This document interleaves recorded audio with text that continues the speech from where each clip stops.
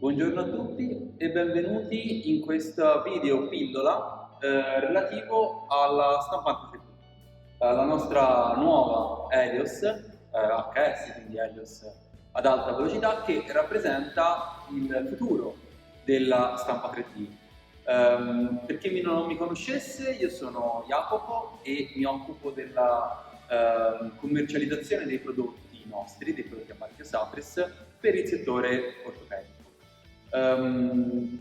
Perché questa stampante si può considerare rivoluzionaria per il settore della stampa 3D nell'ortopedia? Perché tramite le segnalazioni dei nostri clienti o delle ricerche di mercato abbiamo individuato quali fossero i 3 problemi principali per la stampa 3D nel settore ortopedico e ci siamo attivati per risolverli. I 3 problemi sono la progettazione CAD, i materiali di stampa e la produzione. Per quanto riguarda la progettazione CAD e i materiali, rimandiamo a un altro video o a comunicazioni dirette con me per avere ulteriori informazioni a riguardo. In questo momento ci interessiamo della produzione. E in questo caso quali sono gli aspetti principali della produzione? La difficoltà dell'utilizzo della stampante e anche i tempi di produzione. Questi sono i 2 fattori principali che abbiamo deciso di risolvere. Per quanto riguarda la difficoltà di stampa e di gestione stampante, abbiamo individuato un flusso semplificato, unendo anche poi il supporto continuo con i clienti, quindi diamo una mano sempre, non solo nella formazione ma anche nel supporto successivo. Comunque dicevo, un flusso semplificato per partire con la stampa da un modello STL di origine. Quindi il nostro programma prevede di caricare l'STL all'interno, si sceglie il materiale e poi in automatico il programma viene mandato in macchina e quindi la stampante inizia poi a produrre. Il secondo aspetto riguarda i tempi di produzione. Perché tempi di produzione? Perché con le tecnologie attuali i tempi di stampa per i corsetti vanno dalle 30 alle 40 ore mediamente.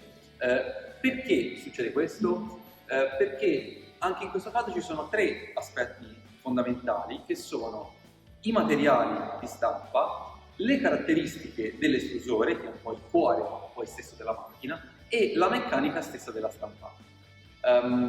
Per quanto riguarda i materiali, ci sono adesso sul mercato, noi li abbiamo anche sviluppati in collaborazione con delle società appunto, che si occupano della fornitura di materiali, ci sono di nuovi materiali ad alta velocità che quindi permettono di non stampare più ai canonici 40, 60, 80 mm/s come nella stampa tradizionale, ma che permettono di essere stampati a velocità decisamente più alte, si parla di 200, 250, anche 300 mm/s, se non qualcosa di più in base ai tipi di materiale.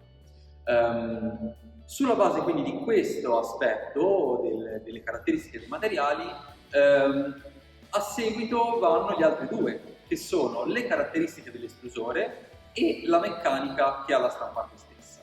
Per quanto riguarda le caratteristiche dell'estrusore, ci sono estrusori che sono ad alta portata, estrusori a pellet, nuovi estrusori che stanno uscendo sempre sul mercato e quindi il nostro interesse era quello di avere una macchina che avesse intercambiabilità tra gli estrusori, che permettesse con piccoli aggiornamenti di poter rendere la macchina sempre aggiornata e quindi poter avere estrusori sempre più potenti da poter inserire all'interno.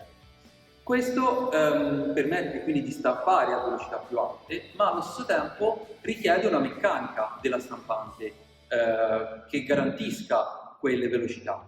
La nostra stampante riesce ad arrivare senza difficoltà a 1000 mm/s in dinamica e anche qualcosa di più, ma ci siamo fermati adesso a questo limite perché non c'è necessità di andare ulteriormente veloci. In questo modo noi possiamo avere tempi di produzione di corsetti che vanno dalle 6 alle 10 ore e quindi ottimizzando drasticamente quelli che sono i tempi attuali della stampa. In questo caso ho fatto una piccola pillola dove poi in altri video parleremo anche delle caratteristiche della stampante, come dicevo prima del cambio estrusore automatico, della cinematica alta velocità, del multi-bobine che sono caricate all'interno, dei sensori di fine filo che permettono di far cambiare l'estrusore mentre stampa e quindi continuare la stampa quando una bobina è esausta, continuare con un altro estrusore e continuare quindi con un'altra bobina.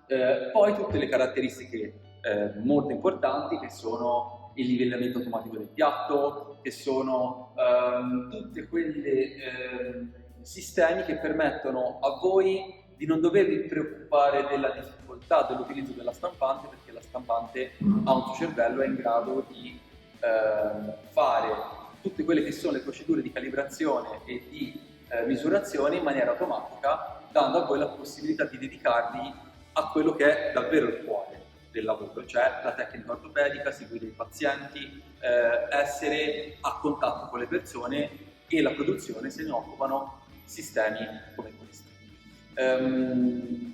Per qualsiasi ulteriore informazione potete scrivermi, potete contattarmi, i riferimenti ve li lascio a seguito di questo video. Spero vi possa interessare ulteriormente approfondire, noi siamo qua per voi. Buona giornata.